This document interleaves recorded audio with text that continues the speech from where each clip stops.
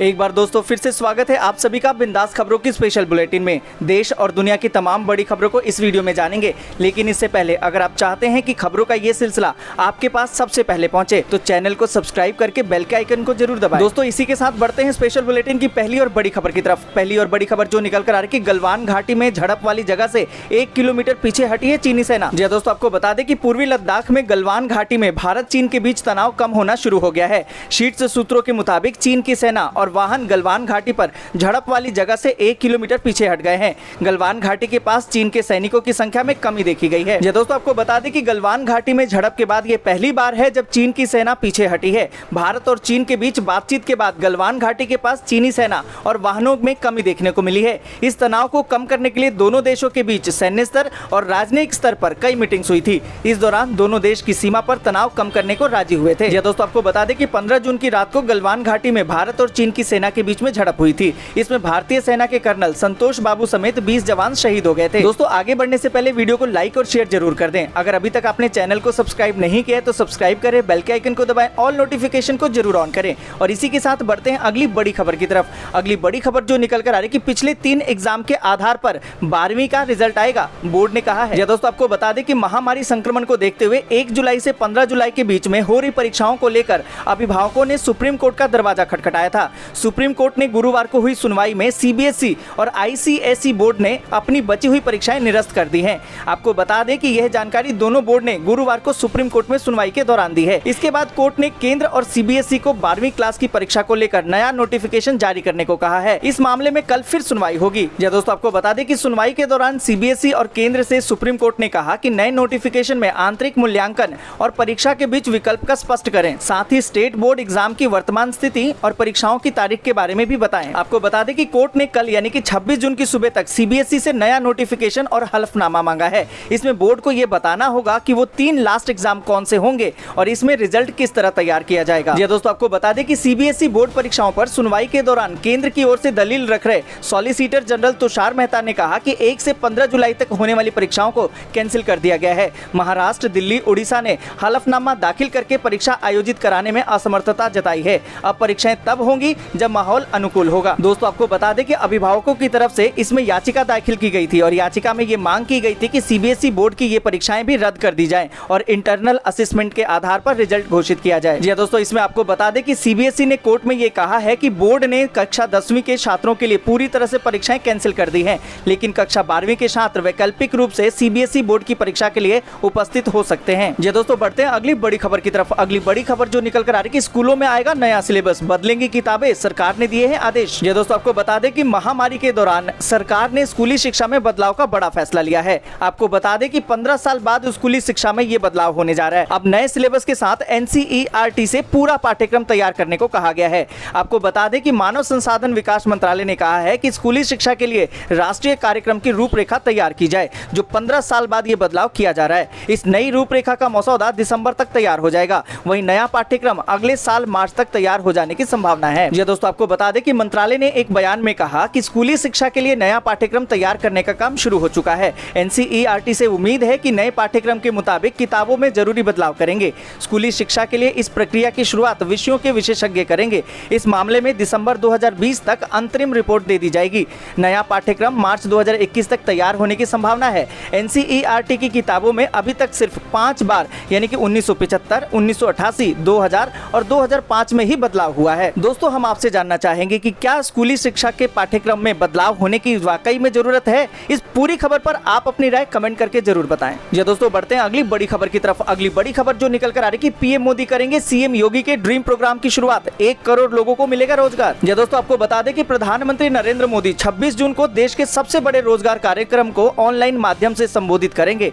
आपको बता दें कि इस रोजगार कार्यक्रम से उत्तर प्रदेश के 1 करोड़ से ज्यादा नौकरी और रोजगार पाने वाले लोग जुड़ेंगे। दोस्तों आपको बता दें कि उत्तर प्रदेश के मुख्यमंत्री योगी आदित्यनाथ के प्रयासों से प्रदेश के 1 करोड़ से ज्यादा लोगों को नौकरी और रोजगार मिलेगा। इसमें अन्य राज्यों से घर लौटे प्रवासी श्रमिक और कामगार के साथ साथ स्थानीय लोगों को भी लाभ मिलेगा। पीएम मोदी आत्मनिर्भर उत्तर प्रदेश रोजगार अभियान की शुरुआत करेंगे। दोस्तों आपको बता दें कि इसमें दिल्ली से प्रधानमंत्री नरेंद्र मोदी ऑनलाइन माध्यम से उत्तर प्रदेश के 6 जिलों के लाभार्थियों से बात करेंगे, जबकि उत्तर प्रदेश के मुख्यमंत्री आदित्यनाथ लखनऊ से इस कार्यक्रम के जरिए लाभार्थियों से बात करेंगे। दोस्तों आपको बता दें कि जिस तरीके से आपदा की इस घड़ी में लोगों के रोजगार चले खोले गए हैं। अगर सरकार इस तरीके से कदम उठाती है तो ये सभी के लिए राहत भरी खबर है। इस पूरी खबर पर आप क्या सोचते हैं, कमेंट करके जरूर बताइए। और इसी के साथ बढ़ते हैं अगली बड़ी खबर की तरफ। अगली बड़ी खबर जो निकल कर आ रही है कि बायकॉट चाइना कैंपेन से बचने के लिए कंपनी अपना रही है ये तरीका। जी दोस्तों, आपको बता दें कि देश में चीन के खिलाफ एक गुस्सा पनप रहा है। बॉर्डर पर चीनी सैनिकों ने जो झड़प की और उसमें 20 भारतीय जवानों को जो शहीद होना पड़ा,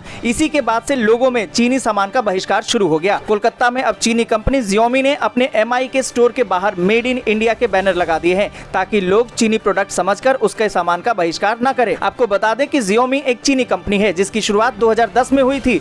अब जब देश में चीनी प्रोडक्ट के खिलाफ गुस्सा है तो कोलकाता के स्टोर में मेड इन इंडिया लिख दिया गया है। यहाँ तिरंगे की तरह बैनर को बना दिया गया है और स्टोर पर चिपका दिया गया है। दोस्तों, आपको बता दें कि इतना ही नहीं, Xiaomi भारत के MD मनु कुमार जैन ने ट्वीट करके लिखा कि हम खुशी के साथ आपको बताना चाहते हैं कि हमारा अधिकतर सामान भारत में ही बनता है और अपनी फैक्ट्रियों में हम हजारों भारतीयों को रोजगार देते हैं। आपको बता दें कि Xiaomi का भारत के बाजार में 31% तक का हिस्सा है। स्मार्टफोन हो या फिर स्मार्ट टीवी, कंपनी का बोलबाला हर तरफ है। दोस्तों, आपको बता दें कि कोलकाता में लोगों में चीन के सामान के प्रति मिलीजुली प्रतिक्रिया है। लोगों का कहना है कि अगर पूरी तरह से प्रोडक्ट भारत में बनकर तैयार होता है तो उन्हें कोई दिक्कत नहीं है, लेकिन अगर चीन से सामान लाकर भारत में असेंबल किया जाता है और फिर उसे मेड इन इंडिया कहा जाता है तो ये धोखा होगा। दोस्तों, आपको बता दें कि सिर्फ कोलकाता ही नहीं बल्कि देश के अलग अलग हिस्सों में चीनी कंपनियों ने लोगों के गुस्से से बचने के लिए ऐसे कई तरीके अपनाए हैं। दोस्तों, हम आपसे जानना चाहते हैं कि आप क्या सोचते हैं इसके बारे में। आप अपनी राय कमेंट करके जरूर बताएं। जी दोस्तों, बढ़ते हैं अगली बड़ी खबर की तरफ। अगली बड़ी खबर जो निकल कर आ रही है कि पेट्रोल डीजल की बढ़ती कीमतों पर प्रियंका ने कहा कि सरकार की रुचि जनता की जेब काटने में। जी दोस्तों, आपको बता दें कि देश में पिछले 19 दिनों से हर रोज पेट्रोल और डीजल के दाम बढ़ रहे हैं।